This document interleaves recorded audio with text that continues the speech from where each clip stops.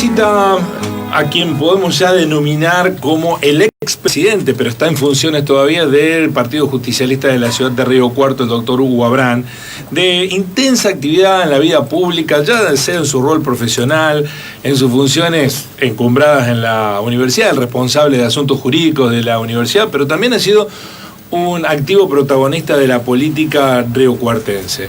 Hugo, buen día, ¿cómo le va? Buen día, Guillermo. ¿Cómo anda? ¿Todo bien? Muy bien, sí, aquí estoy agradeciéndote a vos, a la producción. Y no he dicho que ha sido un consagrado arquero de fútbol en la Liga Profesional porque, bueno... Eso es lo que más me gusta. Eso es lo que más le gusta. Eso es lo que más me gusta, Guillermo, así que, bueno. Y un sufriente hincha de Boca, le veo.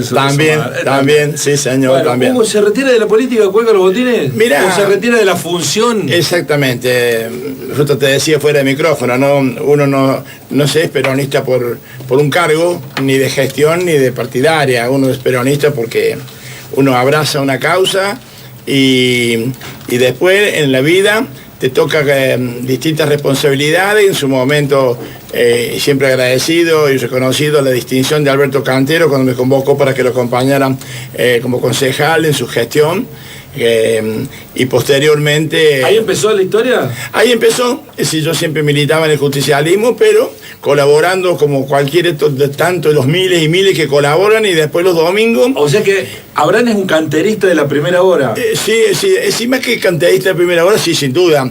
Mi actividad política empieza ya en el 83 con la Lista Verde, apoyando a José Manuel de la Sota, cuando teníamos la agrupación con Nelfor Maldonado, Carlos Azoka, el doctor Carrillo, en esa famosa interna que termina ganando una lista departamental, me acuerdo de la Marrón, y que lleva como intendente al doctor Chachi Llamosa, hoy padre del actual nuestro intendente, ¿no? O sea, que colaboró en aquella primera... Sí, en aquel momento, ahí se arranca, yo arranco activamente a militar, pero como tantos militantes, es decir, no lo hacía para después seguir un paso hacia arriba teniendo un cargo, simplemente era un compañero más, un peronista más que se sumaba a creer que de la Sota era el camino. En ese momento el peronismo tenía un peronismo clásico, tradicional, cerrado, y José con su discurso entusiasmó a muchísima gente. La prueba está después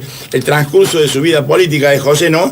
Que no nos equivocamos aquellos que nos acercamos en ese momento a José Manuel de la Sota. Hugo, usted ha tenido un rol más de operador político, lo digo en el buen sentido, no sí. De articulador. De articulador es el porque término. operador es el que la prensa. No siento operador. Es un conciliador, digamos, cuando hay partes en conflicto, cuando hay problemas, cuando algo se está prendiendo fuego, lo mandan al bombero Abraham. ¿Le sale por naturaleza o es el rol que la política le fue dando? No, pero es por naturaleza, es decir, desde mi profesión yo la ejerzo con ese matiz, ¿no? Entiendo que los conflictos van a existir siempre porque la convivencia en la sociedad implica conflictos. Lo importante es qué rol le das al conflicto. Si vos priorizás el conflicto o en base al conflicto priorizás el consenso y la manera de llegar a las soluciones. Bueno, ese fue mi norte toda la vida, ¿no? Trabajar desde el estudio, evitando el pleito, por sobre todas las cosas, hasta el límite que después hay que pleitear. Y en política lo mismo, pero con más razón en política.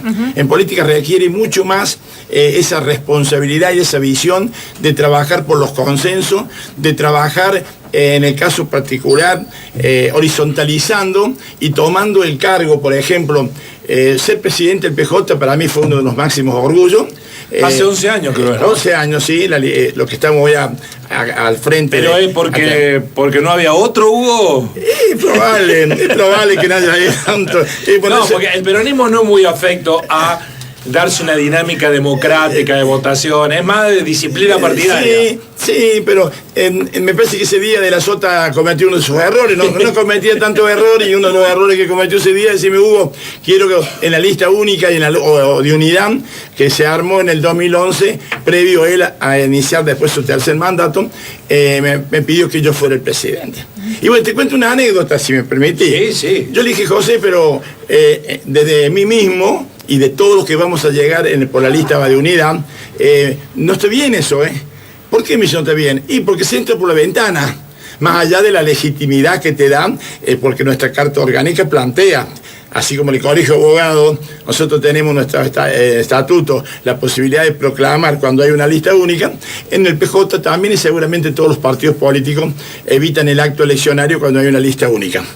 Entonces yo le digo, José, eso está mal porque de cara a los compañeros en particular y a los miles y miles de justicialistas que siempre aspiran a tener un cargo en el partido, aparecemos y aparezco por la ventana. Sí, me dice, puede tener razón, pero me dice, pero ahí está el desafío que tienes que tener vos y el resto de los que te van a acompañar en tu gestión y como presidente de los circuitos. Va a estar en ustedes salir por la puerta. Ajá. ¿Te das cuenta? Ahora entiendo. Me dice, bueno, eso está en tus manos. A mí me encantaría que vos seas el presidente de mi partido aquí en la capital alterna. Ahora, después depende de vos salir por la puerta. Y eso, yo, hoy ya a días vista de un cambio de autoridades, si vos me preguntás, Hugo, ¿salís por la puerta? Y no te lo voy a poder decir nunca yo. Eso queda para nuestro jurado popular, ya que está de moda los jurados populares, decir que dirán si pude y pudimos los que nos acompañaron a cargo del estamento partidario de la ciudad salir por la puerta. Por supuesto que sería una gran satisfacción haber logrado ese objetivo. Y en ese rol de articulador que mencionaba Guillermo, ¿cuál fue el momento más difícil o esa disputa que más le costó resolver, digamos? Y mira, a mí lo que más me produjo ese estrés y ansiedad fue la situación que se vivió durante la pandemia, sino antes, porque el Río Cuarto padecía de un problema ya estructural de que no se modificaba la Carta Orgánica y la justicia, el Superior Tribunal, ya había mandado mensajes suficientes para decirle no va más, no pueden utilizar más los jueces de primera instancia porque de alguna manera... Jurados electorales. Sí, para hacerse cargo de los procesos electorales en la ciudad como se venía utilizando. No obstante eso, me hago cargo en lo que nos toca del justicialismo, la dirigencia política. En ese momento el gobierno municipal estaba a cargo del radicalismo, ¿no? Precisamente de Juan Llure. Y bueno, por una razón u otra no se concretaba. Y seguramente que todos pensábamos que cuando llegara el momento, el Superior Tribunal iba a mirar al costado y nos iba a dar otra oportunidad. Y haciendo caso omiso a la última vez que nos dijeron última oportunidad. Siempre, viste, como buen argentino creemos que siempre vamos a tener una más, se tensó. Y llegó un momento que el no era no. Y en ese momento... Peligraban las elecciones. Allá en el 16 no teníamos junta electoral, me reúno con el intendente, me acuerdo, con Juan, y le digo, Juan, ¿qué vas a hacer? Juan es Jure. Sí, Juan Jure. Juan, ¿qué vas a hacer? Me dice, mira, lo reímos porque al último esto va a quedar en manos de Turco. Sí, recuerdo que en esto a vos siempre la prensa dijo que vos eras el turco bueno, yo era el turco malo. Pero vos sabés que, Juan, que yo siempre me estuve convencido que el turco bueno era yo. Pero bueno, la cosa se dio así.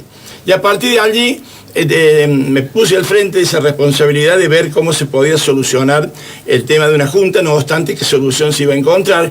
En ese entonces el intendente pensaba que una solución alternativa, donde la Carta Orgánica no lo tenía previsto para nada, pero había que resolverlo, era echar mano a los colegios profesionales más con mayor representatividad de la ciudad y solicitarle a los presidentes o expresidentes que fueran parte. Bueno, a mí no me dejaba conforme, a nosotros el justicialismo no nos dejaba conforme eso, sin que se implicara una cuestión peyorativa a los eventuales candidatos.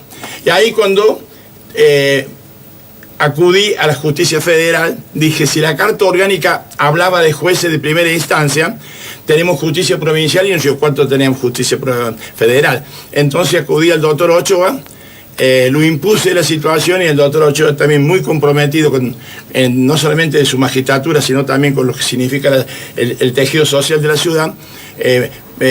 Digo sí, pero no depende de mí, sino que habrá hecho enojar al Tribunal Superior de Justicia. Sí, ¿no? Seguramente no le debe haber caído bien. No le debe haber caído bien. Y felizmente hicimos esa junta. Eso fue un momento importante que termina el proceso impecable por la junta presidida por el doctor Ochoa y dos conjueces, que fue el doctor Bolenbay y el doctor Antiga, y volvimos con el doctor Llamosa ganamos, gran alegría para nosotros. Para mí hay otra situación conflictiva en la que Me participó tocó. activamente, que no es la que va a contar, es una que yo creo. En su momento, usted era el puente entre el peronismo y Cantero.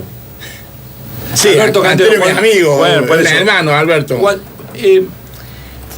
Ese puente, Lo seguimos siendo. Bueno, ese puente se rompió y por eso no pudo ser reelegido Cantero. ¿En eso se siente frustrado? Y más que la frustración personal, te digo sinceramente, uno con una mirada mucho más amplia, Río Cuarto había ingresado a un proyecto superador, sin que eso signifique criticar los anteriores gobiernos, porque en definitiva las elecciones significa poner sobre la mesa lo que la gente piensa de una gestión y lo que puede generar otra gestión. Yo siempre le decía a Alberto, mira Alberto, uno puede llegar a ser intendente por cualquier circunstancia, desde los propios méritos. El problema es más importante que llegar a ser intendente es que después te elijan para intendente, porque por intendente, el juego de la preposición, le decía yo, porque para intendente, bueno, qué sé yo, hay muchos factores. Se alinean los planetas y llega. Después... Sí, porque la verdad que en la primera vez no te conocen nada, no te conocen, se te imaginan y te dan el voto de confianza. Lo más importante es cuando a vos te reeligen, porque eso es, el voto es por intendente, porque te vieron actuar. Y a Alberto y a todos los que en ese momento estuvimos con él, nos tocó difícil la situación, el 2002, la crisis, reconvertir el presupuesto, todo lo que se pensaba hacer para la ciudad en el plan de obra, pasarlo a reforzar la cuestión social. Se hacían 10.000 viandas por día para contener a la gente, y felizmente Alberto logró en Río Cuarto dar una paz social importantísimo en ese momento cuando en otros lugares no lo tenían. Yo creo que ¿Y por qué no lo reeligieron? Sin culpar, porque sería injusto culpar, porque dice, no, el que vota y no tiene la culpa tiene que los demás. Yo creo que la ciudad perdió una gran oportunidad de despegue sobre una visión muy inteligente. Pero eso es culpa del peronismo, ustedes lo... Bueno, se perdió por me acuerdo, mil votos, 1.200. Sí. Y dice, ya, volver a pensar por qué, si fue una cuestión de familia, no fue una cuestión de familia. Lo importante que para mí me quedó el sabor amargo en que la ciudad perdió una muy buena oportunidad. Se retoma ahora con nuestro compañero de Amosa. Río Cuarto, después, a partir del 16, tiene un despegue. ¿El 16 es la fecha? ¿16 de abril? Del 16. Ah, del 2016. No, pensaba. No. Estoy volviendo al año 16 cuando 16, ganamos, no. y después Pensé que ya sabía la fecha que asume la segunda quincena seguro. Después de Semana Santa. Perdón, después de Llamosas, ¿a Caleri lo ve como intendente?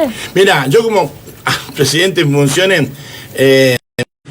para muchos, y pueden tener razón cuando analizan, caramba, cuánta gente, cuántos precandidatos, nombre, o un desorden. Y yo como autoridad partidaria, y eso lo compartimos con el resto de nuestros compañeros que integramos el staff de la ciudad, de los cuerpos orgánicos, nosotros lo vemos como una riqueza importante que le podemos ofrecer al gran electorado, de tener distintas alternativas que después... lo importante es cómo se administra esas energías y esa vocación. Sí, en un momento hay que definir el candidato. Y claro, esa vocación, después nosotros hemos tenido interna y esa herramienta es válida. A veces no, a veces el candidato es por consenso, pero bueno, si no se vota. Y de hecho que nosotros, Cantero fue intendente producto de una interna récord de 23.000 votantes, 24.000 votantes. Miguel Minardi fue candidato a intendente en el 2011, creo, a través de una interna.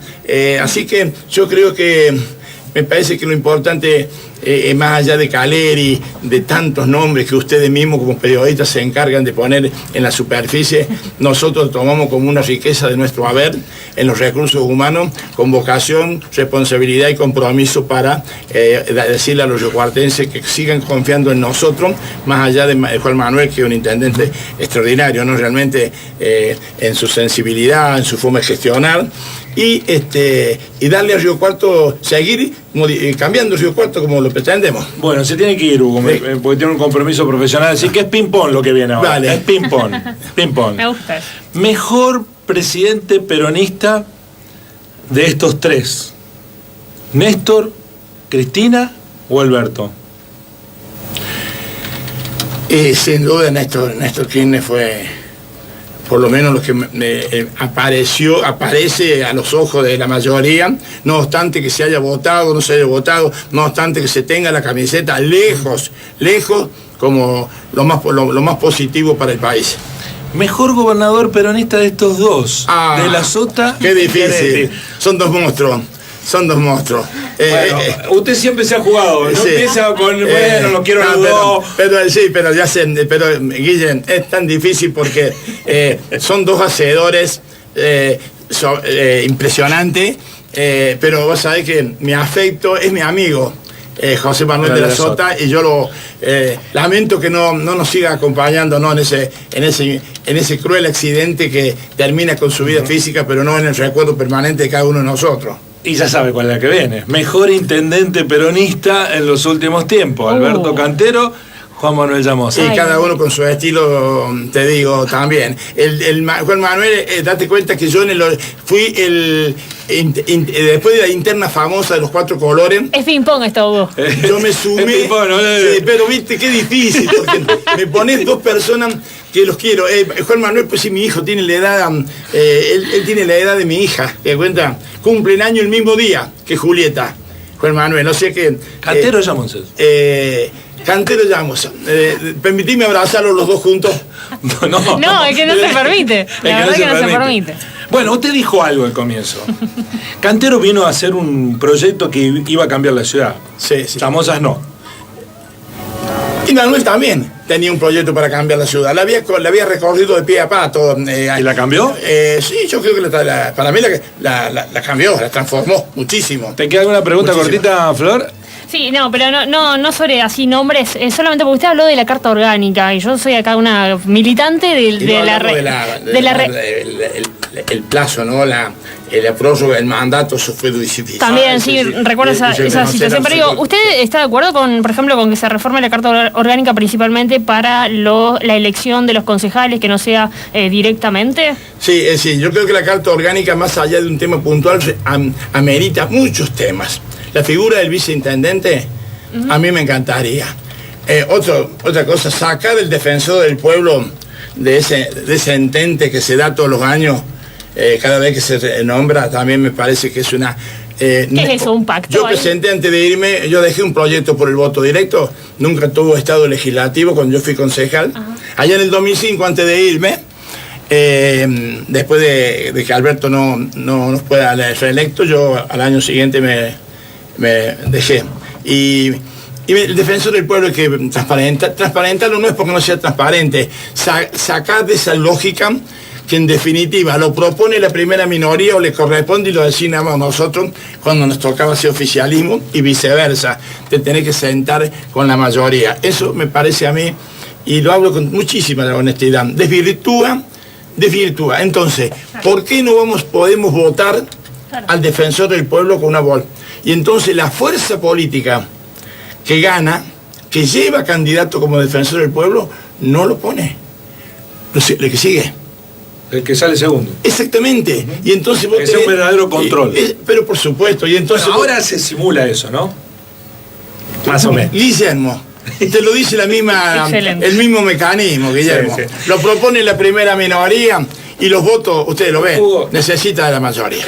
Me lo va a contar así, la última. Tiene que contármelo, lo tiene que contar. A ver. Lo tiene que contar. Que sigo siendo hinche boca a pesar de la adversidad de la muerte. Eso no tiene duda. Pero, ¿por qué se fue de concejal? ¿Por qué dio ese portazo? ¿Por qué es la gran Reute mandó algo que no le gustó? La primera vez para cumplir la función de fiscal, ¿te acuerdas? No, eso sí. No, bueno, pero después dio un portazo, renunció y se fue. Sí. ¿Por qué? ¿Te acordás lo que pasó ese momento? Ese momento se produce una votación en un proyecto de mixta, donde se fusiona en aquel momento a instancia del gobierno de RIN, se lleva adelante una votación donde se había quedado de que no se iba a acompañar porque no hacía falta generar una nueva mixta cuando teníamos, entonces la propuesta era fusionar Cansur con Semisur. Era fusionar una fábrica de manteca con una fábrica de aceite. Y bueno, y a raíz de esa votación, de ese día, el bloque se divide. Y yo entendí por mi personalismo, por mi forma de ser, que lo que mejor podía hacer para contribuir a la unidad de la familia justicialista no es que yo dejara de ser presidente y me sentara en una banca. ¿Por qué? Porque el cargo no te hace como sos. Vos sos como sos y yo voy a ser igual siendo ordenanza o siendo intendente, si no cambio mi forma de ser, porque es así. Entonces yo dije, la mejor manera, en mi responsabilidad como sujeto político y parte del justicialismo que me distinguió ocupando un cargo, es que yo renuncie, no de la presidencia, se fracturó el bloque y el responsable tiene y debe ser el presidente. Entonces di un paso de costado y en aras de esa pacificación del bloque, que de hecho volvieron, me acuerdo, los compañeros a trabajar conjuntamente, y yo seguí mi vida, por supuesto, como te dije, siguiendo de cerca lo que le pasaba al justicialismo, y aquí estoy, seguiré siendo un sujeto político, porque me encanta, porque estaré siempre al alcance de quien crea que yo puedo ser un mecanismo de solucionar una cuestión. Jamás trabajé para ser imprescindible, nunca quise ser necesario porque son claros ejemplos de soberbia, solamente me gusta ser útil. Es de los pocos que he visto que se van de lugares que no tienen la obligación de irse, pero eso lo valoramos mucho. También le agradezco, Hugo, porque siempre ha sido con nosotros, por lo menos, un interlocutor para ayudarnos a hacer nuestro trabajo, que no es poca cosa, en la función en la que estuviese. Así que se lo agradezco y lo valoro mucho. Guillermo, y yo agradecerte a vos y a tu producción, porque siempre, más allá de lo personal, mi voz era en representación de esto que es un orgullo, el Partido Justicialista. Y tuve en vos profesionalmente y en tu medio y en tus micrófonos siempre la posibilidad de expresarme y llegar a tu audiencia.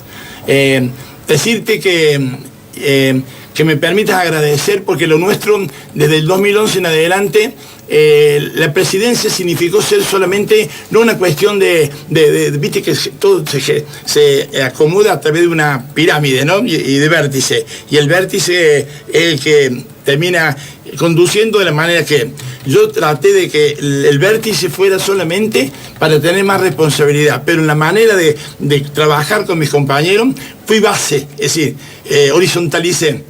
Por eso te digo que lo importante no es hablar en primera persona, sino rescatar todo este proceso donde ahora felizmente se va a producir este recambio, no solamente generacional, sino de la renovación partidaria que era tan necesaria como trascendente.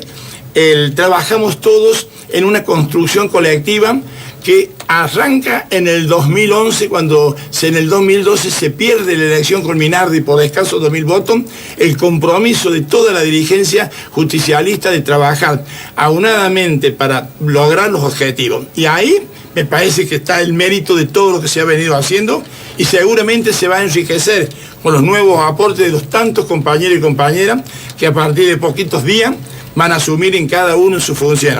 Y yo con mis 71 años todavía me voy a sentir útil, lo voy a estar acompañando, voy a estar siguiendo de cerca lo que pasa, porque todos saben que amo mi ciudad, y a disposición de todos. Gracias, Hugo. Muchas gracias. Gracias. Hugo Abrán cuelga los botines de la actividad política formal, pero seguirá siendo un político activo.